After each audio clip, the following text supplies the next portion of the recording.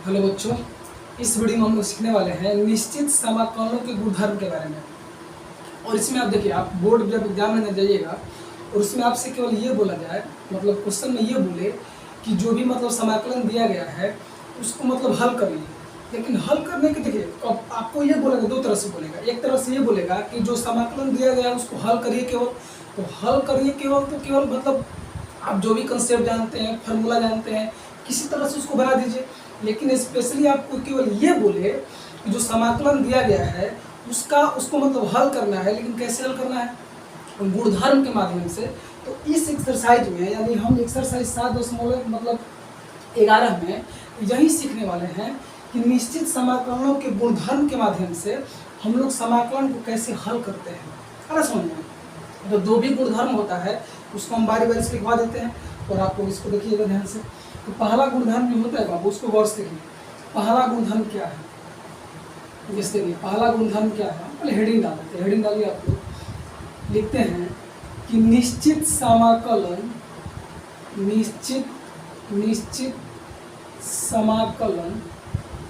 समाकलन का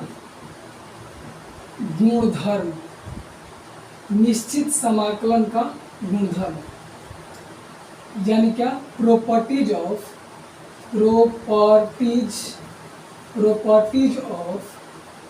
definite integration. समझ रहे हैं बातों को? इसमें हम लोग क्या सीखने वाले हैं कि निश्चित समाकलन का गुणधर्म क्या होता है, उसी के बारे में सीखने वाले हैं। यानी निश्चित समाकलन का गुणधर्म यानी प्रॉपर्टीज ऑफ डिफिनिट इंटीग्रेशन। समझिएगा पहला गुणधर्म क्या होता है बाबू, आप उसको गौर समझिएगा। पहला गुणधर्म क्या है? जैसे आप देखिए कि निश्चित समाकलन में जानते हैं कि अपर लिमिट लोअर लिमिट होता है। तो मान के चलिए कि अपर लिमिट इसका b है। अपर लिमिट क्या बाबू? b है। लोअर लिमिट कितना है? a है। और f(x) जो है ना, एक फलन है। और किसके रिस्पेक्ट में? x के रिस्पेक्ट में। f(x) कोई फलन है और किसके रिस्पेक्ट में मतलब इसका इंटीग्रेशन निकालना है? x के रिस्पेक्ट में निकालना है। और लोअर लिमिट इसका क्या है? a है। और अपर लिमिट कितना है? b है। तो एक बात बताइए, ये वाला जो हो जाएगा ना, पता है किसकी इक्वल हो जाएगा? इसके इक्वल होगा। जैसे देखिए अपर लिमिट कितना है? b है, तो b रहने दीजिए। लोअर लिमिट कितना है? a है, तो a ही रहने दीजिए, a ही रहने दीजिए। और यहाँ पे देखिए क्या करते हैं, फलन जो रहे ना उसी को कर देते हैं, फलन a फलन लिख देते हैं। अब हम क्या चेंज करने जा रहे हैं कि यहाँ पे आप गौर से देखिएगा कि तो इसका वेरिएबल x है। तो अब जो हम वेरिएबल लिखने वाले हैं ना, कोई दूसरा वेरिएबल लिख रहे हैं, जैसे t r s t कुछ भी लिख सकते हैं। तो मान चलिए हम यहाँ पे वेरिएबल क्या कर देते हैं? t लिख देते हैं। और किसके रिस्पेक्ट में? t के रिस्पेक्ट में। तो ये वाला जो हो जाएगा ना, इसके इक्वल हो जाएगा। आप कहिएगा कैसे? हम ये कहना चाह रहे हैं कि अगर ये फलन है और इसका इंटीग्रेशन हमको निकालना है x के रिस्पेक्ट में, और इसका जो लोअर लिमिट a है और अपर लिमिट कितना है बाबू? b है। अरे समझ में? और ये वाला जो है ना, इसकी इक्वल हो जाएगा। और आप ये कहेंगे कि सर जी यहाँ पे तो t है, इसका वेरिएबल तो t है और इसका वेरिएबल तो x है, लेकिन दोनों बराबर कैसे हो जाएगा? हम ये बोल रहे हैं बाबू कि बाउंड्री सेम होना चाहिए। जैसे अपर लिमिट देखो, अपर लिमिट यहाँ पे गौर से देखिएगा तो अपर लिमिट b है, इसका भी लोअर लिमिट क्या है? a ही है। लेकिन इसमें जो चेंजिंग हुआ है ना, वो केवल चेंजिंग क्या हुआ है? आप मतलब t हुआ है चेंजिंग। तो आप एक बात याद रखिए कि वेरिएबल को चेंज होने से, मतलब वेरिएबल इसका x है, इसका वेरिएबल t है, तो वेरिएबल को चेंज होने से इस जो यहाँ पे डिफिनिट इंटीग्रेशन है, इसके मान में कुछ फर्क नहीं पड़ेगा। अरे समझे? हम ये कह रहे हैं कि वेरिएबल इसका x है, यहाँ पे वेरिएबल t है। और यहाँ पे बाउंड्री देखिएगा, इसका लोअर लिमिट कितना है? a है, अपर लिमिट कितना है? b है। तो आप ये मत समझिए ना कि दोनों के मान में अंतर आ जाएगा, नहीं, दोनों क्या है? सेम रिजल्ट देगा। जैसे आप गौर से इसको समझिएगा एग्जाम्पल के थ्रू, जैसे हम समझाने की कोशिश कर रहे हैं बाबू, इसको समझिए आप। जैसे देखिए हम बोल रहे हैं कि एक डिफिनिट इंटीग्रेशन है और इसका वैल्यू निकालिए। जैसे मान के लिए कि यहाँ पे हम दे देते हैं क्या देते हैं? 1 दे देते हैं, यहाँ पे क्या 2, और यहाँ पे x² इंटू dx। अब गौर से देखिएगा तो आप जानते हैं कि ये कैसा है। देखिए ये इंटीग्रेशन है, लेकिन ये वाला जो इंटीग्रेशन पूरा आप देख पा रहे हैं, ये कैसा डिफिनिट इंटीग्रेशन है। अरे समझ में, डिफिनिट इंटीग्रेशन है।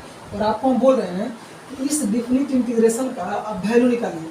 तो आप जानते हैं ना बाबू कि वैल्यू हम कैसे निकालते हैं, जो इंटीग्रांड के अंदर में रहता है उसका हम क्या निकालते हैं, इंटीग्रेशन करते हैं। यानी इंटीग्रेशन मतलब कैसा इंटीग्रेशन, इनडिफिनिट इंटीग्रेशन निकालते हैं। आप इस बात को जानते हैं।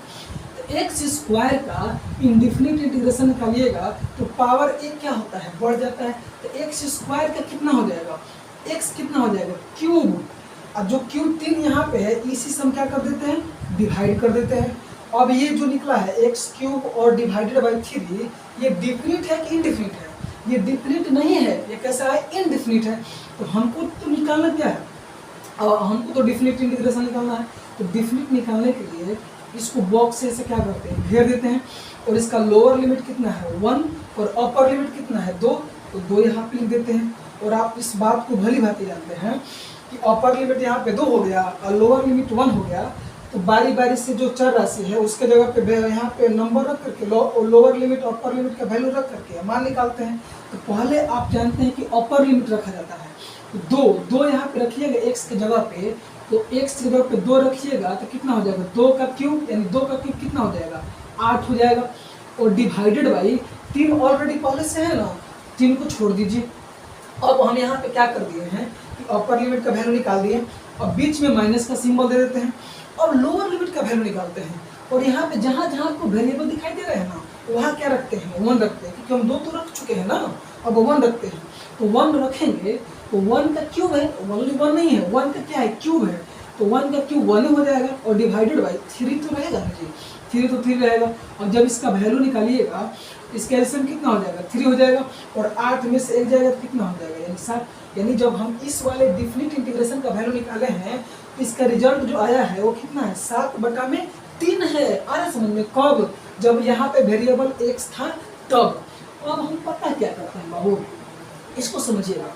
जैसे मान के चलिए हम वेरिएबल को चेंज कर देते हैं, तो ऐसा नहीं है ना कि वेरिएबल को चेंज करने से इसके मान में कुछ फर्क पड़ेगा, ऐसा नहीं होता है, आप देखिएगा।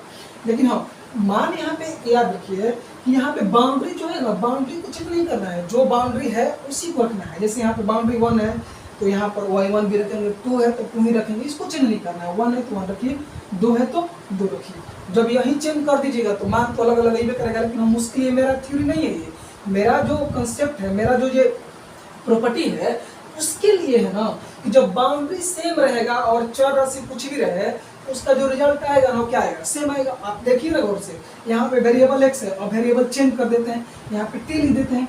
जैसे देखिए टी यहाँ पे स्क्वायर लिख देते हैं इनटू क्या डी टी। और बट इसका जब वैल्यू निकालिएगा आप, इसका जब वैल्यू निकालिएगा, जब इसका सोल्यूशन आप करेंगे बाबू तब कैसे करिएगा बताइए, तो आप इस कैसे करिएगा। तो टी स्क्वायर का बोलिए इंटीग्रेशन, यानी इंटीग्रेशन कैसा इंटीग्रेशन, डिफिनिट नहीं, पहले इंडिफिनिट निकाल करके तब जाकर डिफिनिट निकालते हैं, इस बात को आप जानते हैं। तो टी स्क्वायर का इंडिफिनिट इंटीग्रेशन निकालिएगा कितना हो जाएगा, टी का क्यूब हो जाएगा ना। और जो यहाँ पे क्यूब देख रहे हैं पावर जो होता है उसी से क्या करते हैं हम, डिवाइड भी करते हैं। तो 3 से क्या कर देंगे हम, डिवाइड कर देंगे। और आप देखिए अभी जो t³/3 निकला है ये क्या निकला है, डिफिनिट नहीं निकला है, ये क्या निकला है, इनडिफिनिट निकला है। तो हम इनडिफिनिट निकालते हैं, सॉरी डिफिनिट निकालते हैं। तो डिफिनिट निकालेंगे तो यहाँ पे अपर लिमिट कितना है बाबू, 2 है, लोअर लिमिट कितना है 1 है, तो 1 रख देते हैं। अब आप इसको एकदम आराम से निकाल दीजिएगा। तो जहाँ पे अपर लिमिट का वैल्यू निकालना है तो यहाँ पे जो जहाँ पे वेरिएबल देख पा रहे हो वहाँ पे 2 रखिए।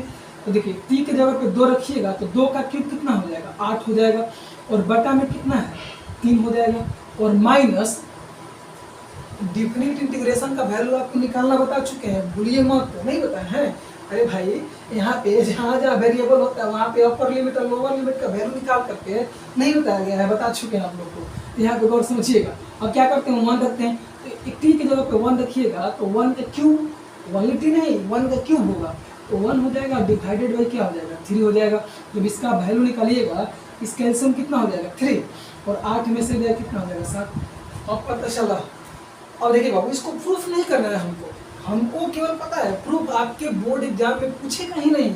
आपको केवल पता है क्या करना है, आपको केवल रिजल्ट याद करना है कि अगर जो बाउंड्री सेम रहेगा ना, जैसे अपर लिमिट लोअर लिमिट सेम रहे और वेरिएबल चेंज रहे, तो वैसे केस में आपकी दोनों का मान क्या होता है, एक दूसरे के बराबर होता है। और कैसे बराबर होता है आप इसको देख चुके हैं। देखिए ना, वेरिएबल कुछ यहाँ पे टी था, यहाँ पे वेरिएबल एक्स है। अरे सुनिए, तो वेरिएबल को चेंज होने से रिजल्ट में कुछ फर्क नहीं पड़ने वाला है। अरे सुन में बशर्ते क्या होना चाहिए, बाउंड्री दोनों का क्या होना चाहिए, सेम होना चाहिए। इस बात को समझ गए होंगे आप लोग। यानी पहला प्रॉपर्टी क्या है, नहीं है। अब हम आपको बताते हैं दूसरा वाला प्रॉपर्टी। देखिएगा दूसरा प्रॉपर्टी क्या है, दूसरा प्रॉपर्टी बताते हैं आप लोग को। देखिए दूसरा प्रॉपर्टी क्या है। दूसरा प्रॉपर्टी ये है बाबू, जैसे कि दूसरा प्रॉपर्टी क्या है कि इसका लोअर लिमिट ए है, अपर लिमिट कितना है, बी है। अब हम क्या करते हैं, एफ एक्स फलन है, किसके रिस्पेक्ट में, एक्स के रिस्पेक्ट में। तो कभी कभी क्या होगा ना, कभी कभी ऐसा प्रश्न आएगा कि बाउंड्री चेंज कर देना है। समझे क्या बोल रहे हैं, इसका अपर लिमिट और लोअर लिमिट चेंज कर देना है। अरे सुन, ऐसा आएगा तो हम क्या करते हैं, अब मान के चलिए कोई लड़का है, उसका मन कर दिया कि हम इसके बाउंड्री जो है ना, इसका बाउंड्री मतलब समझ रहे हैं ना, अरे बाबू अपर लिमिट और लोअर लिमिट की बात कर रहे हैं। तो अगर मन कर देगा, ऐसा प्रश्न आएगा और बोले कि बाउंड्री को चेंज कर देते हैं, अपर लिमिट लोअर लिमिट को चेंज कर देते हैं और डायरेक्टली चेंज करके डायरेक्ट जो भी है वो लिख देना है। ऐसा नहीं होता है, चेंज करिएगा तो पता है ना, चेंज मतलब चेंज, कुछ चेंज होगा। तो क्या चेंज होगा उसको समझिएगा आप लोग। जैसे मान चलिए किसी लड़का का मन कर दिया, सर जी हम ऐसा काम करते हैं कि अपर लिमिट इसका क्या है, बी है। तो अपर लिमिट बी है ना, तो अपर को लोअर बना देते हैं और लोअर को क्या करते हैं, अपर बना देते हैं। तो बी को क्या करते हैं, बी तो अपर आप जानते हैं, तो इसको लोअर बनाते हैं तो कितना हो जाएगा, तो लोअर बी हो जाएगा। अपर इसको बनाते हैं तो कितना हो जाएगा, ए हो जाएगा। समझ रहे इस बात को। और यहाँ पे फलन जेल करते हैं, लिख देते हैं F x into D x. अरे समझ में, तो ये मत समझिए कि दोनों एक दूसरे की इक्वल है, नहीं, ये गलती किए हैं आप, बिल्कुल गलत है। तो सही क्या होगा, सही पता कैसे होगा, अगर जो मान के चलिए कि आप बाउंड्री को चेंज कर रहे हैं तो ठीक है करिए, कोई दिक्कत नहीं है। लेकिन चेंज किए हैं ना, इसके आगे क्या लग जाएगा, माइनस का चिन्ह लगाना पड़ेगा। समझे हम क्या बोल रहे हैं। तो अगर जो बाउंड्री को चेंज करना चाह रहे हैं तो बाउंड्री आप चेंज करिए, अपर लिमिट को लोअर बना दीजिए, लोअर को अपर बनाइए। लेकिन यहाँ पे चेंज कर दीजिएगा तो रिजल्ट के पहले आपको क्या करना पड़ेगा, माइनस का सिंबल लगाना पड़ेगा। तो यहाँ पे माइनस का सिंबल लगाइएगा तो भी एक दूसरे की इक्वल होगा, नहीं इक्वल कभी नहीं हो सकता। इस बात को समझिएगा आप लोग। और मैं भी देखिए, अभी कभी कभी प्रश्न ऐसा भी आएगा कि माइनस लगा रहेगा, अब आपको मन में आ गया कि नहीं हमको माइनस का चिन्ह क्या करना है, हटा देना है। तो माइनस का चिन्ह हटाना है ना, तो आपको क्या करना पड़ेगा कि अपर लिमिट लोअर लिमिट इसको क्या करिए, चेंज कर दीजिए, तो एकदम सेम रिजल्ट आ जाएगा। समझ में आ रहा है ना। चलिए अब दूसरा प्रॉपर्टी हो गया। अब आपको बताते हैं तीसरा प्रॉपर्टी बताते हैं। तीसरा प्रॉपर्टी क्या है उसको समझिएगा। जैसे देखिए आप, तो पहला समझ में आ गया होगा, आई होप दूसरा भी आपको समझ में आ गया होगा, कोई दिक्कत। देखिए आपको पता है, आप परेशान मत रहिए कि प्रॉपर्टी मतलब कैसे से कैसे हो रहा है, मतलब आप हम जैसे बोल रहे हैं वैसे कह रहे हैं, उसी तरह से आप याद रखिए। और जब हम क्वेश्चन को हल करेंगे, एक्सरसाइज पे आएंगे, तो उस वक्त जानते हैं बाबू ये सब कुछ है, जब एक्सरसाइज आएगा तो सब एकदम याद आ जाएगा। तो पहला प्रॉपर्टी है, दूसरा प्रॉपर्टी है, तीसरा प्रॉपर्टी है, तो आपको परेशान नहीं होना है। जैसे हम बोल रहे हैं, जैसे कह रहे हैं, उसी तरह से माइंड में क्या करना है, आपको फिट कर देना है। और इसके बाद आपको याद हो जाएगा, जब क्वेश्चन बनने लगेगा तो खुद आपको याद हो जाएगा, तो परेशान मत होइएगा। चलिए देखिए तीसरा प्रॉपर्टी देखिए क्या है। तीसरा प्रॉपर्टी क्या है, जैसे देखिए अब पता है क्या करते हैं, लोअर लिमिट ए लिख देते हैं और अपर लिमिट क्या लिख देते हैं बाबू, सी लिख देते हैं। अपर लिमिट सी लिख देते हैं और एफ एक्स आई इंटू क्या कर देते हैं बाबू, डी एक्स कर देते हैं।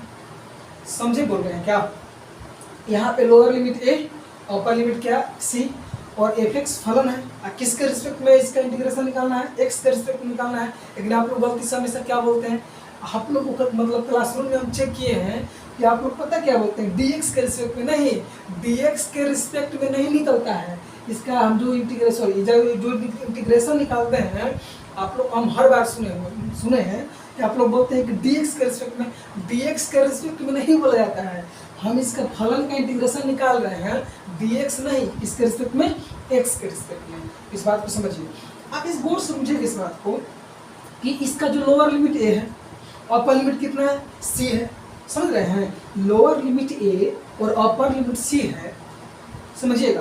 तो अब इसको ये पता है किसके इक्वल हो जाएगा, आप केवल फॉर्मेट याद करना है, बस याद रखना है। अब जरा गौर से समझिएगा, कि ए और सी के बीच में कोई एक आपको लगता है कि मतलब कोई कुछ आ रहा है कि नहीं आ रहा है, डायरेक्ट सी तक पहुंच जाते हैं, ए आता है तब सी आता है, नहीं ए के बाद क्या आता है, बी भी है, समझ रहे हैं, तो ए के बाद क्या आता है, सी भी आता है। यहाँ पे हमको जो बाउंड्री पॉइंट यहाँ पे गौर से देखिएगा तो ए और सी है, ए और सी है ना बाबू, ए और सी है, लेकिन यहाँ पे गौर से आप देखिएगा कि ए और सी के बीच में एक बैठा हुआ है, पता है कौन बैठा है, बी बैठा है। तो बी अब इसको तोड़ेंगे तो ऐसे तोड़ सकते हैं, देखिए ए इसका लिख देते हैं लोअर लिमिट, बी लिख देते हैं क्या इसका बी वाला है बाबू, परेशान मत कीजिएगा, बी वाला हो गया। अब देखिए इसको तोड़ रहे हैं, लोअर लिमिट ए, अपर लिमिट क्या बी, आप कहेंगे सर जी कि इसका तो अपर लिमिट सी है, तो सी कहाँ लिख रहे हैं, लिखेंगे बाबू, परेशान मत होइए। अभी हमको ए से सी तक जाना है ना, तो ए से सी तक डायरेक्ट छलांग मार दीजिएगा। ए से सी तक जाने में देखिए इधर, अगर जो बाउंड्री पॉइंट देखें यार, देखिए इधर आप लोग, अगर जो लोअर लिमिट ए हो और अपर लिमिट क्या हो, सी हो, समझ रहे इस बात को, अगर लोअर लिमिट ए हो और अपर लिमिट क्या हो, सी हो। अब इस बात को समझिएगा कि अपर लिमिट सी और लोअर लिमिट ए है, तो ए से सी है, आपको जो डिफरेंट इंटीग्रेशन का जो वैल्यू निकालना है वो किसके बीच का निकालना है, ए और सी के बीच का निकालना है। तो आप इस बात को जानते हैं ना कि ए और सी के बीच में एक क्या आता है, बी आता है। तो हम यहाँ पे हम क्या करते हैं, इसको ऐसे लिख सकते हैं, ए से सी के बीच में बी आता है, तो इसका ए से लेके बी तक, और यहाँ पे कितना हो जाएगा, एफ एक्स आई टू कितना हो जाएगा, बी एक्स आर समझ में, और प्लस हम क्या लिख सकते हैं बाबू, अब यहाँ पे समझिए, यहाँ पे क्या हो जाएगा, अब यहाँ पे b है ना, तो यहाँ पर भी b लिख दीजिए, क्योंकि b इसका क्या है, बीच का पॉइंट है, a और c के बीच का निकाल रहे हैं हम।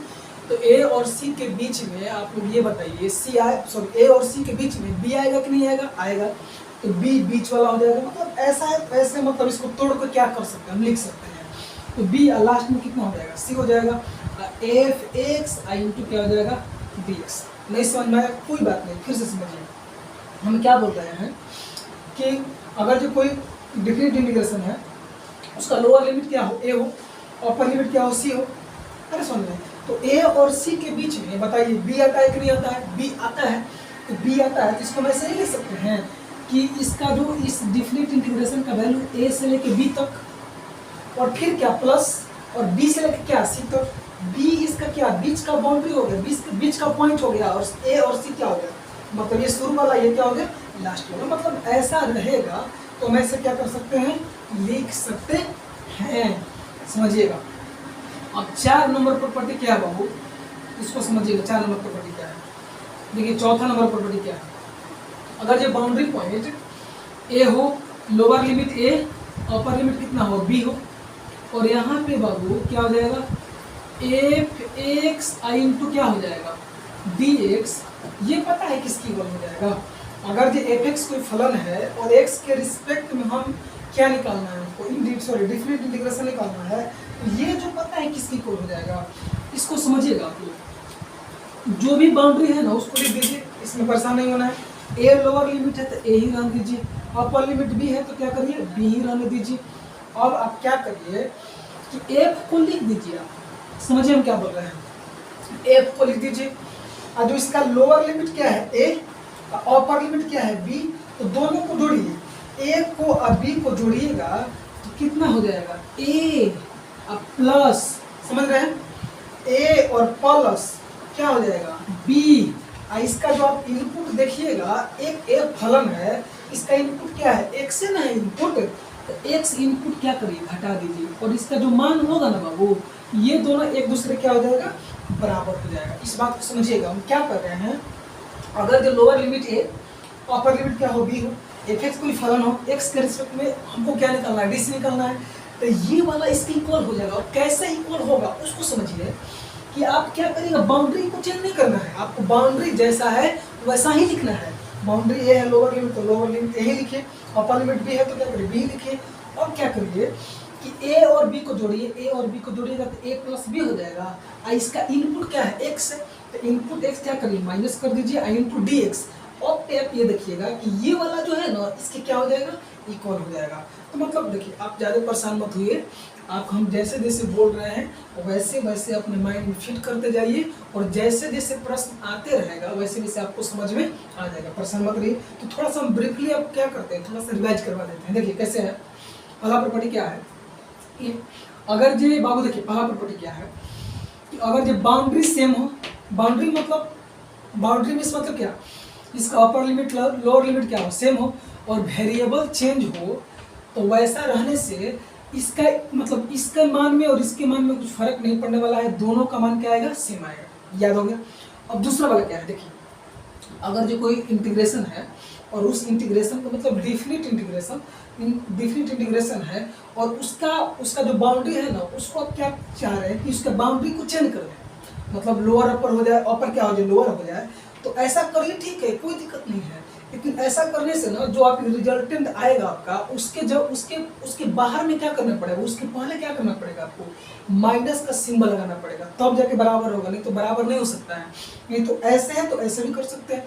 कब, जैसे मानते लेके कोई क्वेश्चन को हल कर रहे हैं, सपोज मान चलिए कि माइनस आ गया और आप चाह रहे हैं कि माइनस हमको नहीं चाहिए, तो माइनस नहीं चाहिए, तो उस केस में आप प्लस उसको बनाने के लिए आप अपर लोअर बना दीजिए और लोअर अपर बनाइए, तो माइनस आपका क्या हो जाएगा, हट जाएगा। आप माइनस लाना चाहते हैं तो इसको कर दीजिए, तो वैसे आ जाएगा, समझिए। अब तीसरा नंबर प्रॉपर्टी क्या है कि इसका लोअर लिमिट ये है, अपर लिमिट क्या ऐसी है, इसको है ना हम इसको ऐसे लिख सकते हैं, मतलब ब्रेक इस प्रॉपर्टी को हम मेनली क्या बोल सकते हैं, तीसरा नंबर प्रॉपर्टी का नाम अगर देना चाहिएगा आप ऐसे दे सकते हैं इसको, ब्रेक प्रॉपर्टी। ब्रेक मतलब क्या होता है, तोड़ना। अरे समझे, देखिए इसको ऐसे है तो मतलब ऐसे तोड़ के हम क्या कर सकते हैं, लिख सकते हैं। और आप जानते हैं कि ए और सी का इसका बाउंड्री पॉइंट ए और सी है, तो ए और सी के बीच में बी मिडिल पॉइंट आएगा आपको, तो ए और सी के बीच में बी आएगा, तो इसका क्या, ए और बी के बीच में इसका इंटीग्रेशन, और इसके क्या हो जाएगा, बी और सी के बीच में, तो बी क्या हो जाएगा, मिडिल वाला, और ए और सी क्या हो जाएगा, ये मतलब ये क्या हो जाएगा, लोअर हो जाएगा, और ये क्या हो जाएगा, अपर हो जाएगा। इस बात को समझिएगा, मतलब इसको बोल सकते हैं कि ब्रेक प्रॉपर्टी। ऐसा है तो ऐसे ब्रेक कर सकते हैं, और दोनों क्या हो जाएगा, एक दूसरे के इक्वल ही होगा। अब समझिएगा 4 नंबर प्रॉपर्टी क्या है कि लोअर लिमिट ये हो, अपर लिमिट क्या हो, बी हो, एफ एक्स कोई फलन हो, एक्स के रिस्पेक्ट में निकालना है इंटीग्रेशन आपको। तो अब क्या करिए कि जो इसका बाउंड्री है ना, बाउंड्री मीन्स क्या बाबू, बाउंड्री मीन्स ये हुआ कि अपर लिमिट और लोअर लिमिट जब कहते हैं छोड़ दीजिए, और आपको भी ऐसा आएगा करने के लिए, तो आप क्या कर सकते हैं कि अपर लिमिट और लोअर लिमिट को क्या करिए, ऐड करिए, मतलब जोड़ दीजिए। तो यहाँ पे फलन जो है ना उसको छेड़छाड़ नहीं करना है, जैसे है वैसे रख दीजिए, लेकिन अपर लिमिट लोअर लिमिट है ना उसको जोड़िए, तो ए और बी को जोड़िएगा तो ए प्लस बी हो जाएगा, और जो इनपुट है इसका, इनपुट को क्या करिए, माइनस कर दीजिए। तो ए प्लस बी जोड़ करके इनपुट माइनस है तो माइनस कर दीजिए, इंटू कितना हो जाएगा, डी एक्स, एक दूसरे क्या हो जाएगा, इक्वल हो जाएगा। तो 4 वो प्रॉपर्टी हो गया, इसको ध्यान में रखिएगा। अब हम क्या करते हैं बाबू, 5वां नंबर प्रॉपर्टी आपको बताते हैं। 4 तक देखिएगा, लिख लीजिए आपको।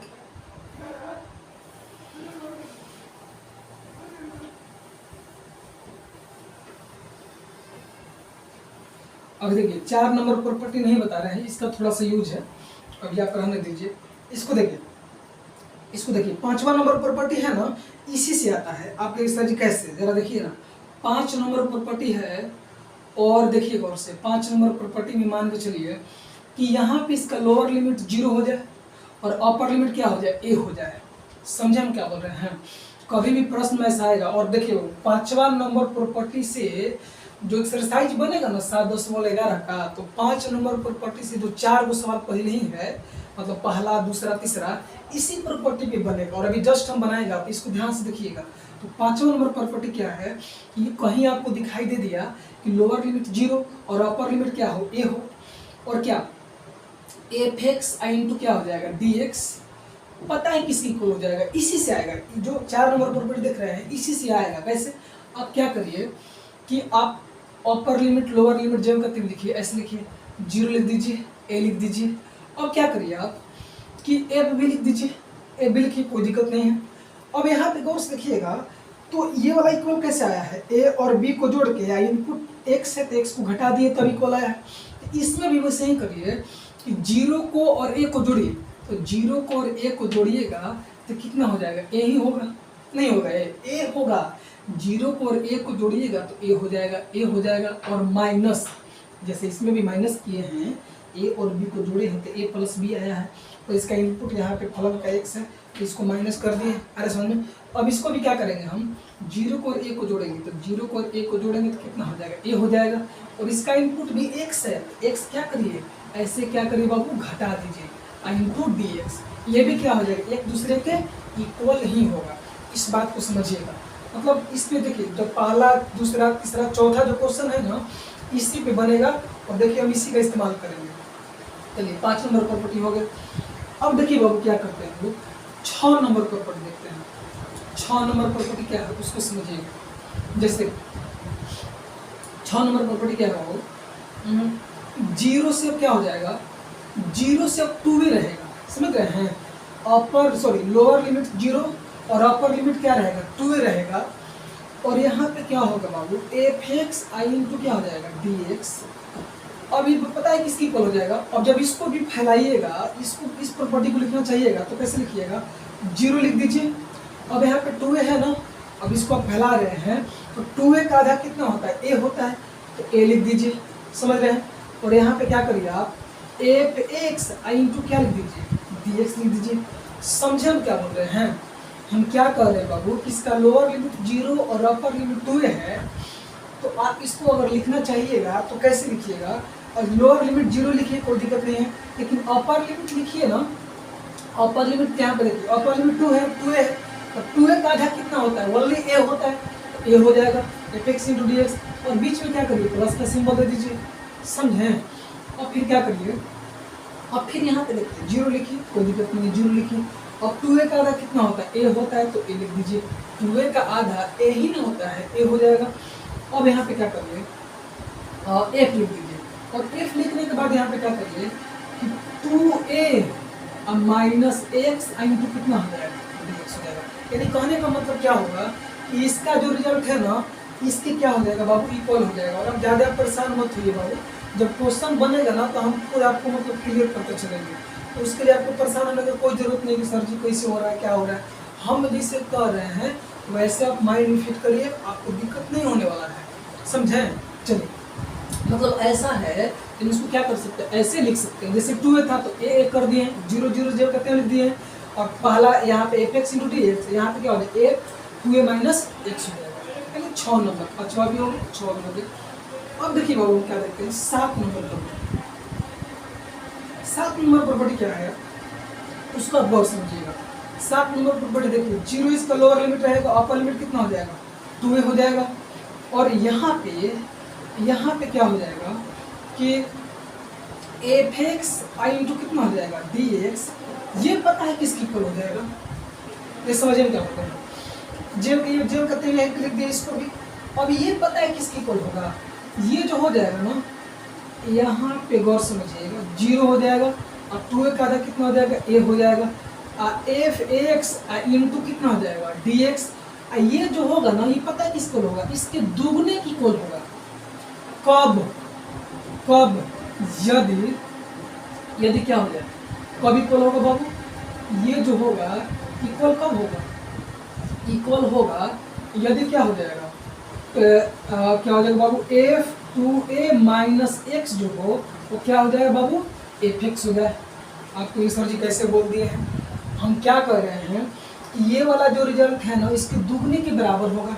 आप कहिएगा कैसे, जरा सोचिए ना कि अगर ये f2a माइनस x जो है ये भी fx हो जाएगा, तो ये वाला fx यहाँ पे ऑलरेडी fx है, तो fx मान के चलिए कि हल किए, जैसे f2a माइनस x को हल कर रहे हैं और हल करते वक्त आपको fx मिल गया, तो ये भी fx मिल गया, तो ये भी fx ये भी fx। तो बोलिए fx 2fx होगा कि नहीं होगा, तो 2 तो बाहर हो जाएगा, fx अंदर में आ जाएगा। तो आप ये सर इसको नहीं जोड़ेंगे, नहीं, इसको बाउंड्री नहीं जोड़ना है, बाउंड्री इसका 0 0 है तो अपर लिमिट लोअर लिमिट 0 ही रख दीजिए।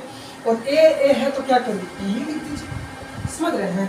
यानी कहने का मतलब वही लिखे हैं कि ये वाला जो इक्वल होगा किस, इसके दुगने की इक्वल होगा। कब, जब यदि f2a माइनस x fx होगा तब। लेकिन एक बात ध्यान रखिए, ये जो होता है ना बाबू, ये इसका रिजल्ट जो होता है ना, इसका रिजल्ट 0 भी होता है।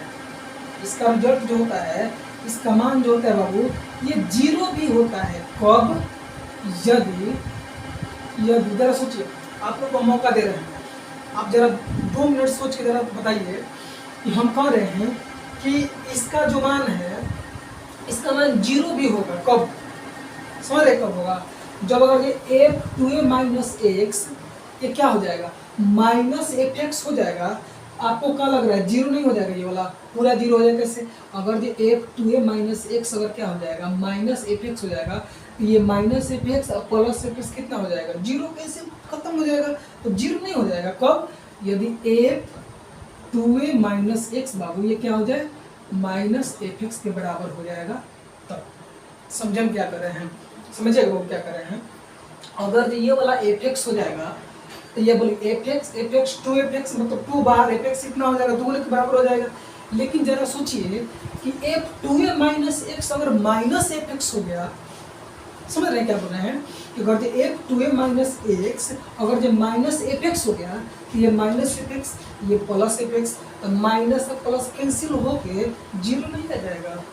समझे हम क्या बोल रहे हैं, तो यहाँ पे अगर जो दोगुने के बराबर भी होता है और 0 भी होता है, और कंडीशन आप देख रहे हैं कब कब 0 होता है कब ये होगा दोगुना, आप इसको बात समझिएगा।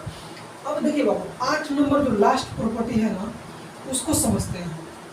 लास्ट प्रॉपर्टी क्या है समझिएगा, जैसे देखिए यहाँ पे a रहेगा लोअर लिमिट, अपर लिमिट कितना रहेगा माइनस a रहेगा, और यहाँ पे कितना हो जाएगा बाबू एफ एक्स इंटू क्या हो जाएगा D X is equal to, ये पता है क्या हो जाएगा किसकी इक्वल हो जाएगा, यहाँ पे समझिएगा 0 से लेकर के a तक हो जाएगा, और यहाँ पे क्या होगा बाबू कि F x into D x, इस ये भी दोगुने के बराबर होगा।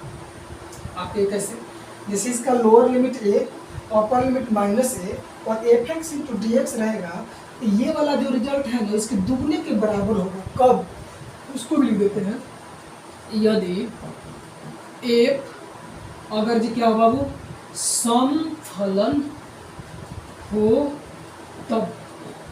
आप ये सर जी समफलन का मतलब क्या होता है, हम क्या कर रहे हैं कि ये दोनों एक दूसरे के इक्वल है बराबर है। आपके ये सर जी कैसे, अगर जी बाबू एफ अगर सम जो फलन दिए गए हैं ना अगर सम फलन हो तब।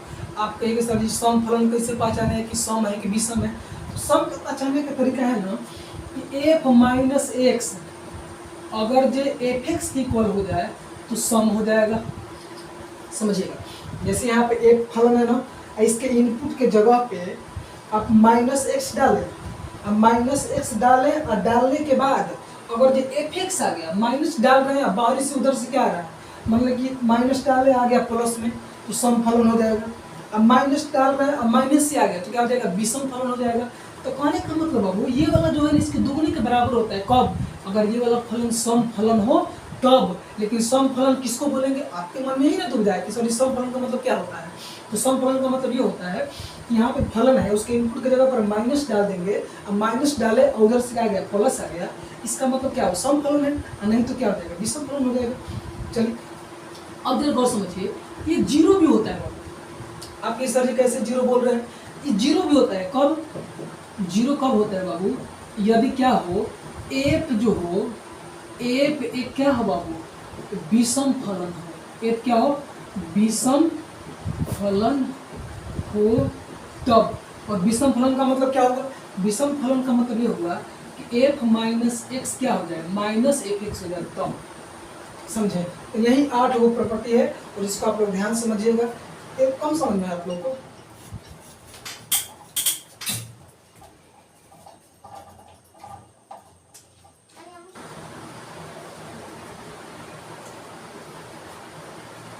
चलिए आप लोग इस बात को समझ गए कैसे करना है, नहीं समझ में आया आप लोग को कोई दिक्कत नहीं बाबू, जब क्वेश्चन बनेगा तो परेशान मत रहिए, क्वेश्चन बनेगा तो हम सब कुछ आप लोग को समझा देंगे। जैसे जैसे बोले हैं ना तो वैसे आपसे वैसे वैसे क्या करना है अपने माइंड में फीड करते जाना है, इसके बाद आपको कोई दिक्कत नहीं होने वाला है। आप तो एक बार नहीं समझ में आता है तो 2 बार वीडियो देख लीजिए, क्या दिक्कत कर सकते हैं, नहीं आएगा तो फिर से बोलिएगा फिर से बता देंगे, परेशान नहीं होना है आपको।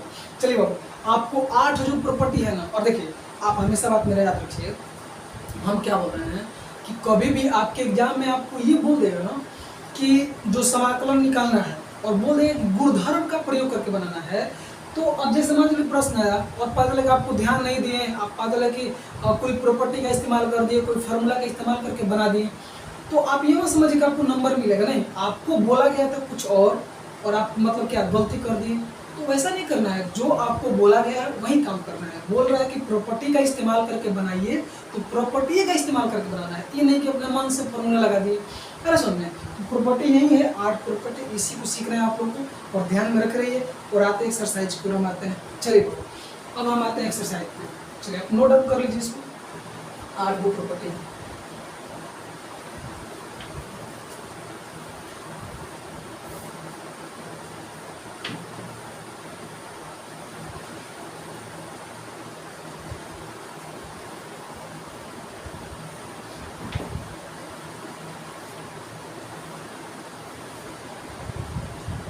चलिए देखिए हम लोग क्या देखते हैं बाबू,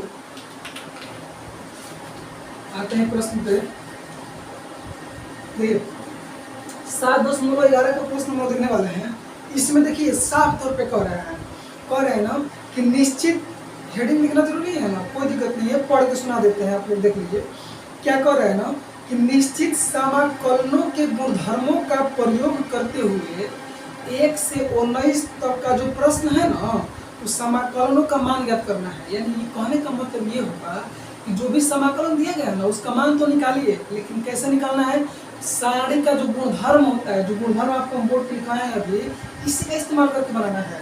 देखिए पहला प्रश्न क्या है उसको समझिएगा। आपको पहला प्रश्न देखिए क्या आपके सामने है बाबू। देखिए लोअर लिमिट कितना दिया है 0, अपर लिमिट कितना है π/2 है, और यहाँ पे कितना दिया है cos स्क्वायर x इंटू कितना है dx।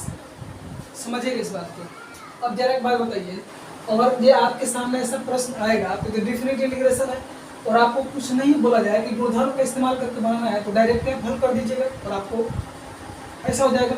लेकिन आपको ऐसे नहीं करना है, मतलब इसको हल करना है, लेकिन कैसे, आपको सारणी के गुणधर्म का प्रयोग करके हल करना है। तो जरा एक बात बताइए, आप लोगों में से कौन कौन लोग ऐसे हैं जो इस प्रश्न का फॉर्मेट पहचान चुके हैं, मतलब कौन सा फॉर्मूला लगेगा, कितने लोग बता सकते हैं बताइए। पता है, हमको दिखाई दे रहा है, आपको भी पता चलेगा। देखिए जैसे आप कुछ हवाई मत, पहले आप प्रश्न को लिखिए। प्रश्न लिखिए, आप क्या लिखिए, यहाँ पे आप क्या करिए, यहाँ पे प्रश्न पर क्या लिखिए, अपर लोअर लिमिट कितना 0, अपर लिमिट कितना है π/2। यहाँ पे क्या करिए cos स्क्वायर x इंटू कितना हो जाएगा dx हो जाएगा। आपको कुछ पता चल रहा है कौन सा फॉर्मेट पे है, हमको पता चल रहा है 0 से लेके a तक वाला। याद है आप लोग को, ऐसा फॉर्मूला आप लोग को हम बता चुके हैं कि नहीं बता चुके हैं, कि इंटीग्रेशन आपको निकालना है, इंटीग्रेशन लोअर लिमिट 0 हो और अपर लिमिट क्या बाबू a हो, और यहाँ पे f(x) इंटू क्या हो dx हो। ये बताइए किसके इक्वल होता है, नहीं पता है, पता है आप लोगों को। देखिए 0 है तो 0 ही लिख देते हैं, a है तो क्या करते हैं हम a ही लिख देते हैं, और फलन है तो फलन ही लिख देते हैं। अब हम क्या करते हैं, कुछ पता चल रहा है, पता है क्या करते हैं, a जो बाउंड्री, तो 0 को और a को जोड़ते हैं, तो 0 को और a को जोड़िएगा तो a ही ना होगा, तो यहाँ पे a लिख करके इसका जो इनपुट x है ना, इसको क्या करते थे घटा देते हैं, i इंटू dx कर देते हैं। यानी कहने का मतलब ये वाला जो रिजल्ट होता है बाबू, ये क्या होता है, एक दूसरे के इक्वल होता है। मतलब इसको हम ऐसे लिख सकते हैं। तो आप गौर से आप देखिएगा, तो इसका जो फॉर्मेट, आपका जो सवाल का जो फॉर्मेट है, इसके जैसा है कि नहीं है, इसी तरह हम इसको हल करेंगे। कि बोलिए इसको हम ऐसा लिख सकते हैं, बिल्कुल लिख सकते हैं। आगे सर जी कैसे, जरा इसको गौर समझिएगा आप लोग। हम क्या करते हैं, 0 है तो 0 रहने देते हैं लोअर लिमिट, अपर लिमिट कितना है बाबू π/2 है तो π/2 ही रहने देते हैं। ठीक, अब यहाँ पे क्या करते हैं हम, को फलन को चेंज नहीं करना है, तो होगा वो अलग बात है, अब उसका आएगा, लेकिन फलन जो है उसी को लिखिए। यहाँ पे क्या करिए, cos स्क्वायर है तो स्क्वायर ही लिखिएगा, तो cos स्क्वायर, और यहाँ पे बोलिए अब 0 को और पाई को जोड़िए, जैसे इसमें कर रहे हैं ना उसी पर, मतलब उसी के जैसा इसमें भी करना है। यानी जो करते हैं लिख दी, जो है देखिए अपर लिमिट लोअर लिमिट जैसा है वैसे लिख देना है, फलन भी आपको लिखना है। अब क्या करिएगा आप कि 0 को और पाई को जोड़िए, सॉरी 0 को और π/2 को जोड़िए, 0 को और π/2 को जोड़िएगा तो बाबू कितना हो जाएगा π/2 ही हो जाएगा। अब माइनस का चिन्ह लगाइएगा, इसका बोले इनपुट x है ना, तो x क्या करिए घटा दीजिए, इंटू dx। पता चला, आसान है कि नहीं एकदम। तो बोलिए इसको ऐसे लिख सकते हैं, तो क्या हम इसको ऐसे नहीं लिख सकते हैं, बिल्कुल लिख सकते हैं। अब जरा एक बात बताइए, कुछ हो रहा है, किन लोगों को पता चल रहा है कि कुछ हो रहा है? हमको पता चल रहा है क्या हो रहा है। इसलिए आप बताइए, क्वाड्रेंट के बारे में आप लोग को बताया कि नहीं बताया? चतुर्थांश के बारे में बोलिए बोलिए। पाई/2 का मतलब क्या होता है? 90 डिग्री।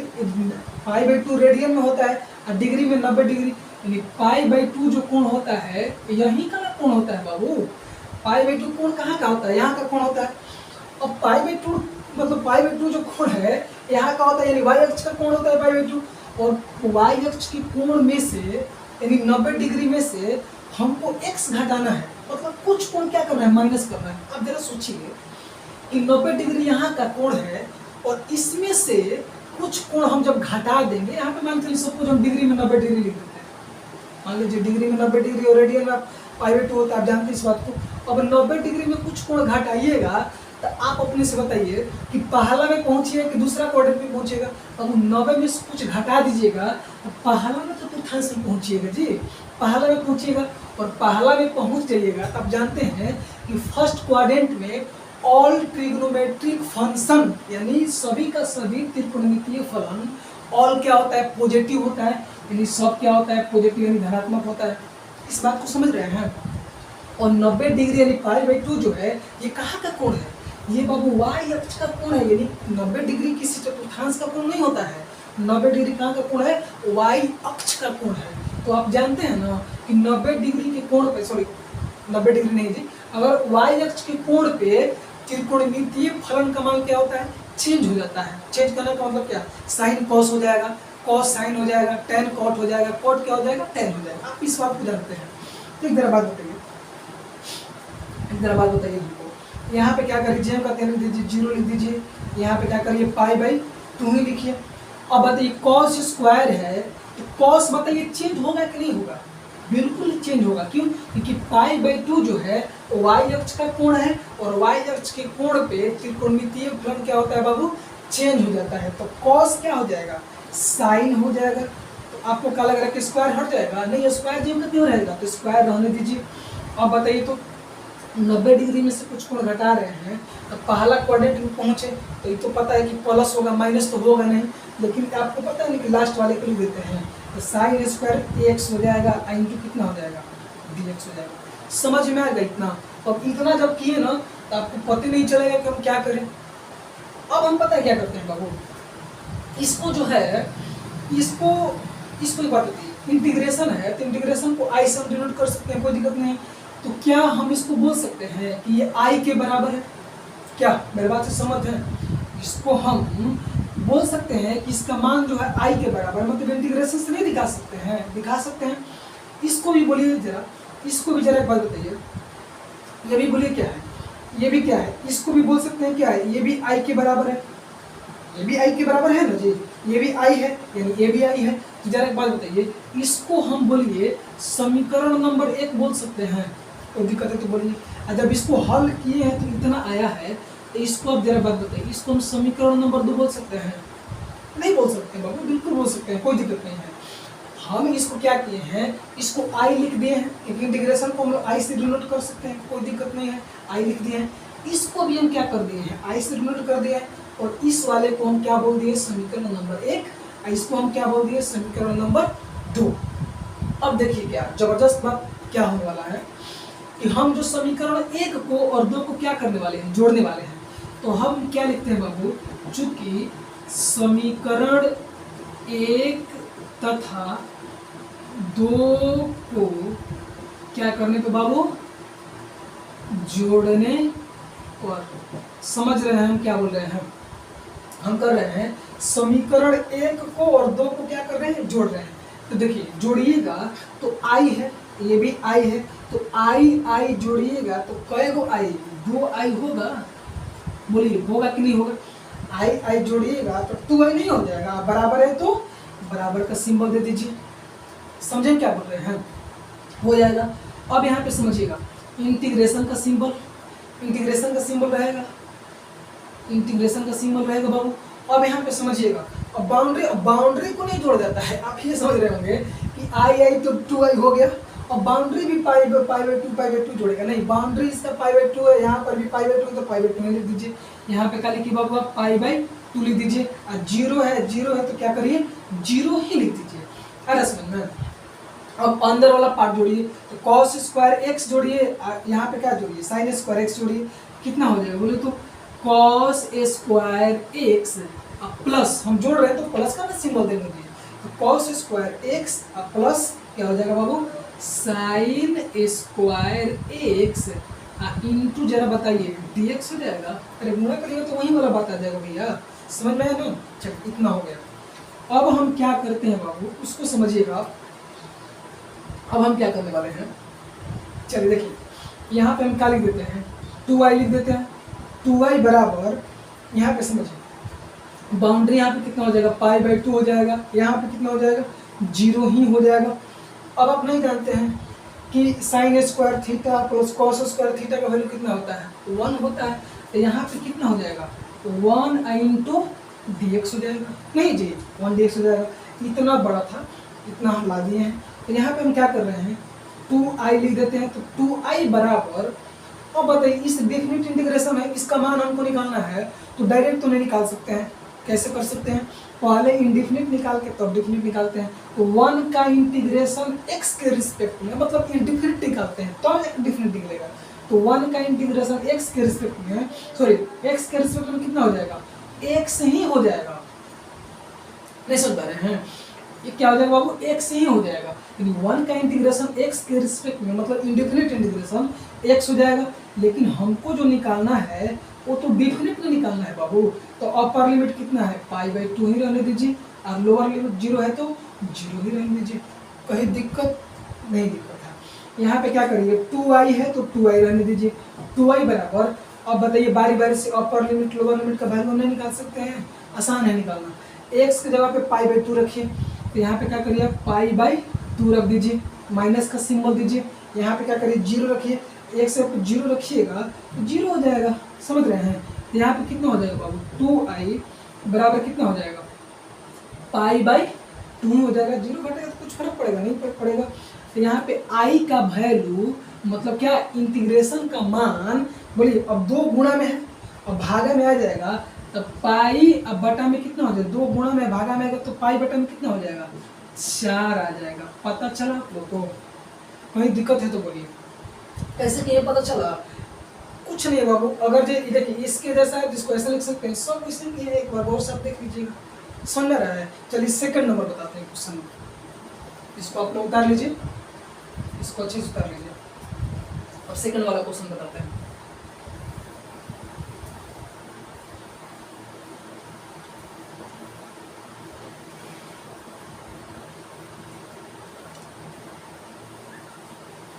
सेकंड वाला क्वेश्चन बताते हैं, आप लोग उसको देखिएगा।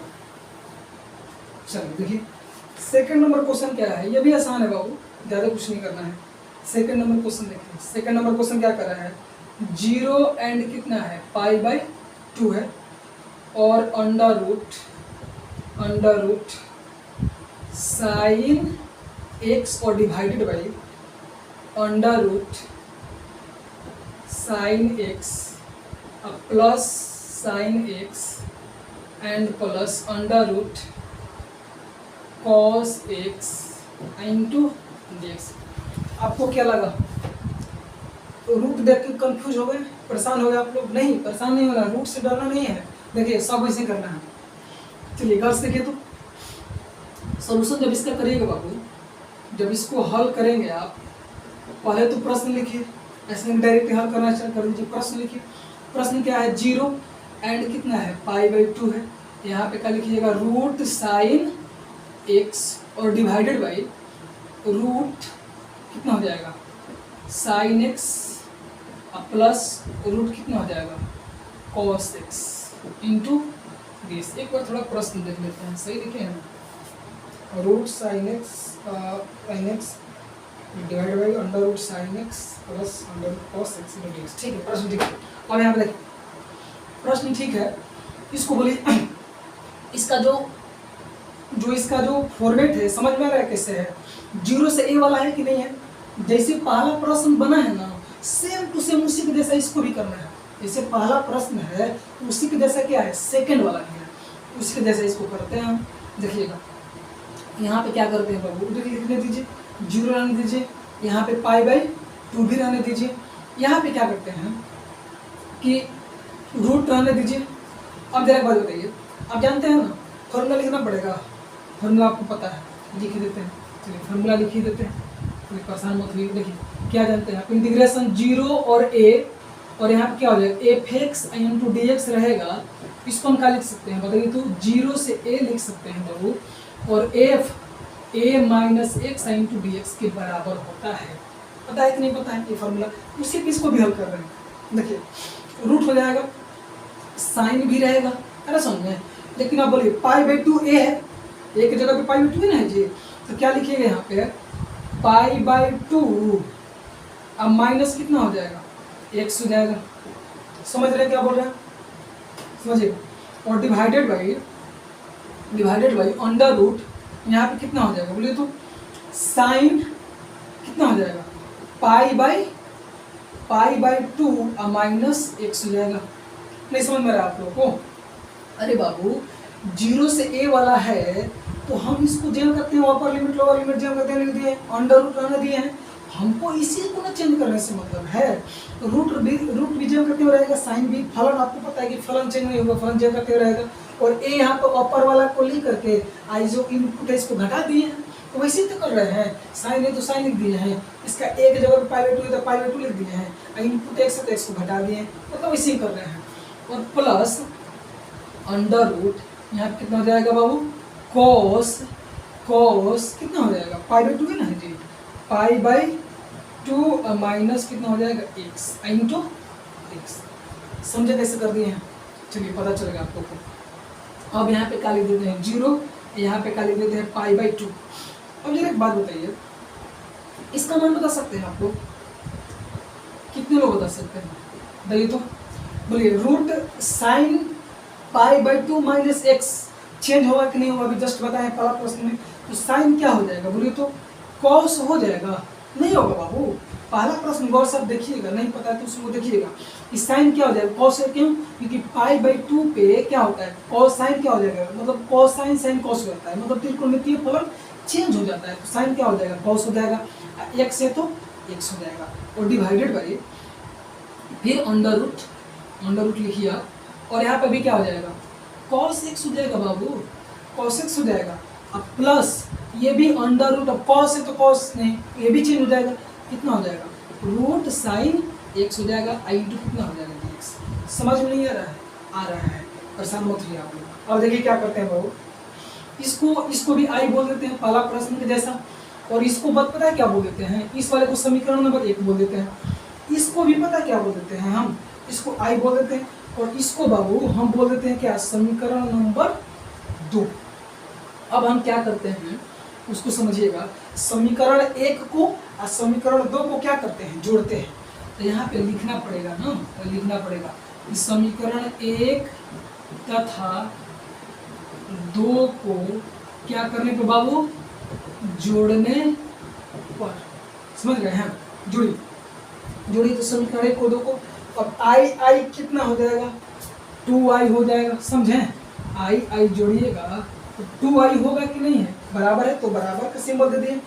अब जरा बात बताइए, बाउंड्री जब करते हैं लिखिए, बाउंड्री कितना हो जाएगा 0, ये कितना हो जाएगा π/2 हो जाएगा। समझे क्या बोल रहे हैं? अब अंदर वाला पार्ट को जोड़िए, तो ऊपर वाले को ऊपर से, अब जरा इसको जरा शॉर्टकट कर रहे हैं समझिएगा। अब इसको जोड़ेंगे, लिख के भी जोड़ सकते हैं लेकिन उतना करने की कोई जरूरत नहीं है। इसको और इसको जोड़िएगा तो इसका एलसीएम गौर से देखिए सेम है कि नहीं है, समझ में रहा है? सेम है। तो यहाँ पर हम क्या लिख देते हैं, और ऊपर में क्या सॉरी नीचे में हम क्या लिखते हैं, इसका एलसीएम कितना हो जाएगा बोले तो रूट कॉस x और प्लस रूट कितना है, इसका एलसीएम साइन x नहीं है जी। अरे बाबू इसको जोड़िएगा तो इसका एलसीएम देखिए ना सेम है कि नहीं है, तो एलसीएम सेम है तो सेम लिख दिए हैं। अब जब एलसीएम सेम होता है तो ज़्यादा झंझट नहीं होता है, ऊपर वाले को जोड़ दीजिए तो कितना हो जाएगा, जरा रूट जोड़िए तो रूट इसको जोड़िएगा तो रूट कॉस एक्स, अरे पहले कॉस एक्स लिखिए पहले साइन एक्स लिखिए, एक ही बात है। तो रूट कितना हो जाएगा कॉस एक्स प्लस कितना हो जाएगा रूट साइन एक्स हो जाएगा, i इंटू कितना हो जाएगा dx। पता चला क्या कर दिया? चलिए कोई दिक्कत नहीं है। अब बोलिए कैंसिल हो जाएगा कि नहीं हो जाएगा, ये क्या हो जाएगा, टोटल कैंसिल हो जाएगा। तो यहाँ से क्या लिखिएगा, 2i बराबर यहाँ पे क्या लिखिएगा 0 एंड π/2 लिख दीजिएगा, और 1i इंटू कितना हो जाएगा dx हो जाएगा। सेम रिजल्ट आएगा, कोई परेशानी होने वाली बात नहीं है। तो यहाँ पे क्या करिएगा 2y बराबर 1 का इंडिफिनिट इंटीग्रेशन बताइए ना, x नहीं होता है जी, x होता है, और अपर लिमिट π/2 और लोअर लिमिट 0। तो बोल इसका मान आप नहीं निकालना जानते हैं कितना हो जाएगा 2i बराबर x जगह पे π/2 रखिए, तो π/2 रख दीजिए, अब माइनस का सिंबल लगाइए। और बाबू हम डिफरेंट इंटीग्रेशन का वैल्यू निकालना बता चुके हैं, इसमें परेशान होने वाला कोई बात नहीं है। अब 0 लिखिए, x जगह पे 0 रखिए तो कितना हो जाएगा 0 हो जाएगा। अब यहाँ पे 2i बराबर कितना हो जाएगा π/2, समझ रहे हैं। तो इसलिए i का जो मान आ जाएगा, i मतलब क्या है, i मतलब क्या इंटीग्रेशन का जो मान आ जाएगा 2 गुणा में तो भागा में आ जाएगा, i बराबर π/4। कोई दिक्कत है, ऐसा एकदम तुच्छ सवाल है, एकदम आसानी से बन जाएगा। तो देखिए आप लोग से मेरा निवेदन है कि हम पहला और दूसरा प्रश्न क्या कर दिए हैं, बता दिए हैं, और हम दावे के साथ कर सकते हैं कि तीसरा और चौथा जो प्रश्न है ना, अगर देखिए अब नहीं इतना तीसरा और चौथा भी नहीं बनेगा ना तो बहुत गलत बात है। क्यों? क्योंकि देखिएगा ना उसमें भी 0 और π/2 है, तीसरा में भी वैसे ही है 0 और π/2, उसमें भी 0 और π/2 है। तो उसको अपने से क्या करिएगा, खुद से बनाइएगा। अभी हम वीडियो को अपलोड कर रहे हैं, और आप लोग क्या करिएगा, अगर जो आप लोग को जब तीसरा और चौथा बन जाएगा तो कमेंट जरूर करिएगा कि सर हमारा बन गया है। तो आप लोग को छोड़ दें, कोई दिक्कत, तो आप लोग देखिए छोड़ रहे हैं इसलिए ना कि बन जाएगा, हमको बनाएंगे तो रिजल्ट देखिए अब हम पहले ही बता देते हैं। तो उसका भी आंसर तीसरा का भी π/4 आएगा, चौथा का भी π/4 आ जाएगा। अरे समझे, वैसे ही हल कर देना है। तो आप लोग पे हम छोड़ देते हैं, तीसरा और चौथा आप क्या करिए, खुद से बनाइए, अभी बनाइए, और बनाने के बाद कमेंट जरूर करिए कि सर हमारा तीसरा और चौथा बन गया। तो आज के लिए इतना ही है, और प्रॉपर्टी आप लोग याद कर लेना आप लोग को। तो मिलते हैं आपसे नेक्स्ट टाइम, चलो बाय।